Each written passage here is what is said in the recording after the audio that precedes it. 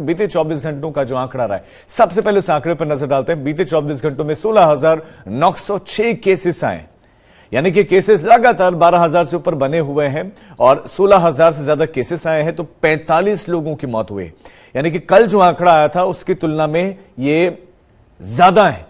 कल जहां तकरीबन 20 मौतें हुई तो वहीं आज 45 मौतें हुए हैं, जबकि 1,32,000 के पार चला गया है एक्टिव केसेस का आंकड़ा।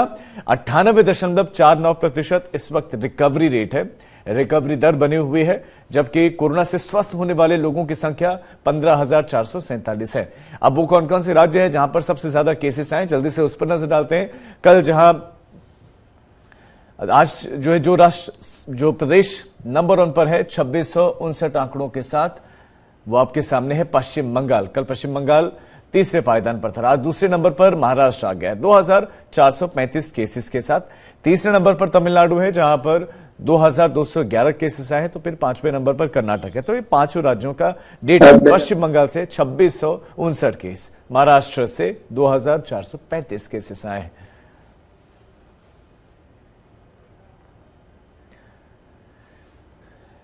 इसी खबर पर हमारे संवाददाता मिलन शर्मा हमारे साथ ज्यादा जानकारी के साथ जुड़ गए हैं। मिलन, कोविड के केसेस में उतार चढ़ाव लगातार बना हुआ है, इस उतार चढ़ाव को कैसे रीड किया जाए? और जो आंकड़ा है इसमें कोई शक नहीं कि बहुत ज्यादा नहीं, खास तौर पर हमने जो फर्स्ट वेव सेकंड वेव में देखा कि 4-4 लाख 3-3 लाख केसेस आ रहे थे, उसकी तुलना में तो बहुत कम है।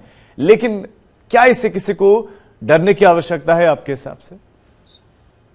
जी बिल्कुल, देखिए, क्योंकि विश्व स्वास्थ्य संस्थान यानी कि WHO ने भी आज कहा है कि कोविड है या कोरोना वायरस है, बिल्कुल भी अगर लोग सोच रहे हैं कि कहीं खत्म हो गया है तो खत्म नहीं हो रहा है। भारत में भी आप लगातार देख रहे हैं, तो हम और आप रिपोर्ट कर रहे हैं कि 1 लाख के पार जो है टोटल एक्टिव केसेस भारत में है। और आप देख रहे हैं कि किन राज्यों में ये केसेस लगातार दिखाई दे रहे हैं, महाराष्ट्र, केरल और पश्चिम बंगाल। पश्चिम बंगाल की आपने बात की, मैंने कल ही आपसे कहा था कि पश्चिम बंगाल का जो पॉजिटिविटी रेट है वो 21% यानी 21% से भी ज्यादा है, क्योंकि वहां पर जो टेस्टिंग की जा रही है उसमें लगातार जो है पॉजिटिव केसेस पकड़े भी जा रहे हैं। लेकिन ये केसेस का उतार चढ़ाव चल ही रहा है। आप देख रहे हैं कि हफ्ते दर हफ्ते लगातार जो है केसेस में बढ़ोतरी आती है, फिर गिरावट आती है, फिर दोबारा से एक तरीके का ट्रेंड दिखाई देता है बढ़ते हुए केसेस का। और इसी को लेकर जो स्वास्थ्य मंत्रालय है उन्होंने भी कहा है कि हर राज्य को अब सतर्क रहना पड़ेगा, क्योंकि हम देख रहे हैं कि किसी तरीके का प्रतिबंध नहीं लगा हुआ है। राजीव, अगर आप बात करें किसी रिलीजियस यानी कि किसी धार्मिक यात्रा की, तो उस पर भी प्रतिबंध नहीं लगाया। लोगों ने ईद भी मनाई है, लोग अमरनाथ यात्रा पे भी जा रहे हैं, लोग अभी कावड़ यात्रा में भी बाहर निकलेंगे। और इसी के चलते स्वास्थ्य मंत्रालय ने अपनी तरफ से जो है जगह जगह